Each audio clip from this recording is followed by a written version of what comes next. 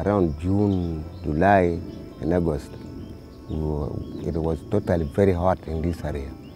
That is why some other crops died before yielding very well.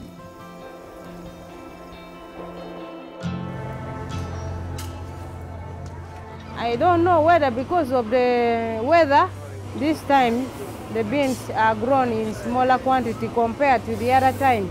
Since the quantity is now small, the price has increased.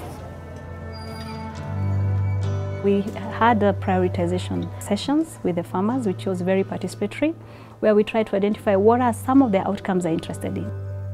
The main challenges we found in northern Uganda included droughts, floods, as well as pests and diseases. Now there's an additional new challenge because of the high influx of refugees coming from South Sudan. And so there's a higher demand to provide food for not only the region itself, but also for its neighbors.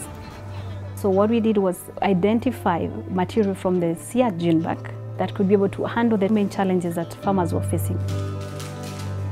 SEAT maintains a gene bank in Uganda where we have 4,000 varieties of beans. Now, within these varieties of beans, we have all the unique traits that will ensure that we can build resilience of the bean value chain to whatever shocks and stresses come our way. The gene bank in Uganda is connected to the gene bank in Cali, Colombia, where we have 37,000 varieties of beans. So we have an even richer, more robust pool of resources to tap into to ensure that the bean value chain and the farmers who are connected to this can thrive and build resilience in the face of climate change.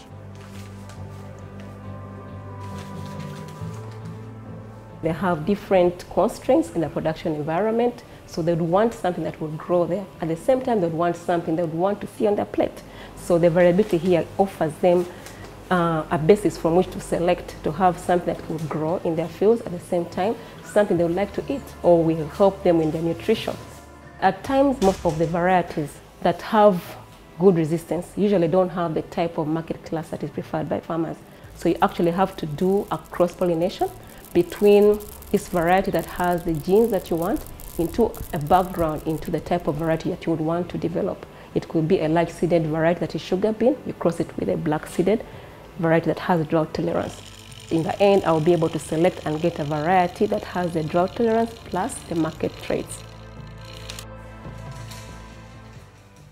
SEAT influences policymaking through the climate smart agriculture profiles that we develop. These profiles are developed in collaboration with smallholder farmers and other stakeholders in the agriculture sector, where we evaluate the potential shocks and stresses of climate change, what the current adaptation practices are, and then advises on investment planning to ensure that resilience can be built right along the agriculture value chain. In Uganda, in northern Uganda, which is a drought-prone area, we're working with farmers and farmer organizations to introduce the NABE 15 bean. Now, the NABE 15 bean has two unique traits. One is it's highly resistant to diseases, specifically the bean anacross disease. The second is it's drought tolerant. This one is a drought material, and this one is a local material, which is with farmers. They were provided with equal opportunity, same water supply, same management, same nutrients, but this is what this one was shown, given, and this is what this one has given.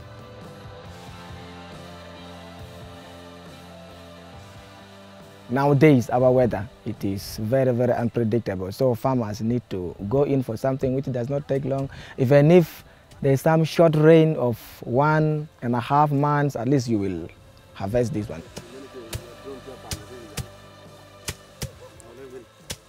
The local variety, these days, I don't know whether the soil has been already tired for it. That is why every time when we plant it, it has got a lot of problems with the diseases. So this one here, which is introduced newly, is okay. We are part of a system that is looking at enhancing or increasing the productivity of a farmer from one step to another. I know we are not going to do it in one day, but we being here means that we are contributing towards that goal. or that objective. We wanted the farmers to learn through doing, and so we set up demonstration plots in several sites across the villages, and the farmers were able to learn how to manage this variety and as well as compare it to their local varieties. What the farmers reported and were able to see was that this variety could be able to tolerate most of the common pests and diseases, and at the same time it was yielding up to 3 times more than their local varieties. Charam rang eni ka wapero ikom nyiga chele mo wa no mo nyiga piara ngwan mo ko pia dak wie dong bat yeni ka wapero ken mano ati ki tepo mo ko kon ani yo me achama mo kana charo cholo kwan polo tem